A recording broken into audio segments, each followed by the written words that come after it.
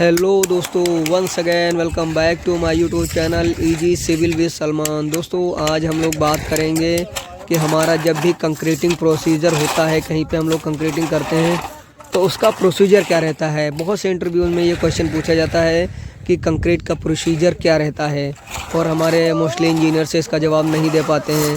तो आज मैं आप लोगों को बताने जा रहा हूँ कि कंक्रीटिंग का जो प्रोसेस रहता है, जो हम लोग पढ़ते आए हैं, वो क्या होता है। तो सबसे पहले हम लोगों का जो पहला प्रोसीजर होता है वो ये होता है प्रिपरेशन ऑफ साइट। सबसे पहले हम लोग साइट पे प्रिपरेशन करते हैं कास्टिंग के लिए। वो क्या रहता है कि हमारा सारा TNP हम लोग चेक करेंगे, हमारा टूल्स एंड प्लांट हमारे जो भी हैं वो हमारे साइट पे अवेलेबल हैं या नहीं है। उसके बाद हम लोग देखेंगे कि साइट पे हमारा प्रॉपर मटेरियल अवेलेबल है या नहीं है। ठीक है, स्टैकिंग उसकी चेक करेंगे। फिर अपना क्या रहता है कि अपना जो हमारा पानी वगैरह रहता है वो सारी चीज़ें आप लोग चेक कर लेंगे साइट पे अवेलेबल है या नहीं है। ठीक है, उसके बाद हमारा दूसरा जो पॉइंट रहता है वो रहता है हमारा कंक्रीट की बैचिंग। बैचिंग हम लोग कैसे करते हैं? बैचिंग हम लोग डिज़ाइन मिक्स के हिसाब से करते हैं। आप M25 का डिज़ाइन बना रहे हैं तो उसके हिसाब से आप लोग बैचिंग करेंगे। ठीक है, मेज़रमेंट लेंगे और उसके बाद हम लोग उसकी मिक्सिंग करते हैं। तीसरा पॉइंट हमारा होता है मिक्सिंग। तो हमारा कंक्रीट जो मिक्सिंग होता है वो हमारा मिक्सर मशीन की सहायता से आप करते हैं, कहीं कहीं पे मैनुअली भी करते हैं। तो आप लोग कंक्रीट की मिक्सिंग करेंगे।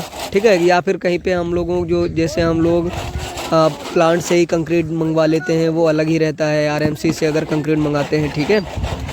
उसके बाद हम लोग मिक्सिंग के बाद हम लोग क्या करते हैं, उसको ट्रांसपोर्ट करते हैं। ट्रांसपोर्ट से पहले आप लोग कोई ट्रांसपोर्ट का मतलब होता है कि जहाँ पे माल बनता है वहाँ से कुछ दूरी पर हमारा माल लेके जाया जाता है, वहाँ पे हम लोग कंक्रीटिंग करते हैं। ठीक है, तो वो कितनी दूर है ये भी डिपेंड करता है। फिर उसके बाद हम लोग क्या करते हैं, जब हम लोग ट्रांसपोर्टेशन हो जाता है फिर उसके बाद हम लोग उसको पोरिंग करते हैं। कंक्रीट की पोरिंग। कंक्रीट पोरिंग करते टाइम आप ध्यान रखें कि उसकी जो फ्री फॉल हाइट होती है वो 1.5 मीटर से ज़्यादा नहीं होनी चाहिए। ठीक है, आप कोशिश करें कि 1 मीटर ही हो मैक्सिमम। ठीक है, तो उससे वहाँ से हम लोग कंक्रीट को अच्छे से पोर करेंगे और उसके बाद हम लोग क्या करेंगे, अपना जो कंक्रीट का जो डिज़ाइन मिक्स होता है उसके अकॉर्डिंग हम लोग स्लम्प टेस्ट करेंगे वर्केबिलिटी के लिए, और कंक्रीट की स्ट्रेंथ चेक करने के लिए हम लोग टेस्ट करते हैं क्यूब टेस्ट। तो ये बेसिकली हमारे टेस्ट किए जाते हैं साइट पे। इंस्टीट्यूट कास्टिंग हमारी जो क्यूब्स की रहती है। ठीक है, इतने सारे पॉइंट्स आपको ध्यान में रखने हैं और इंटरव्यू में अगर कहीं आपसे पूछता है तो आपको कंप्लीट इसको बता देना है। और आखिरी प्रोसीजर होता है हमारा फिनिशिंग, लेबलिंग एंड फिनिशिंग।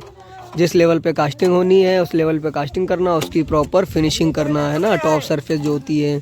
तो ये चीज़ें होती हैं। उसके बाद डिसेंटरिंग होती है। ये सारे प्रोसीजर होते हैं। ठीक है, ये कंक्रीटिंग के हमारे प्रोसीजर होते हैं, ये आप लोगों को पता होने चाहिए।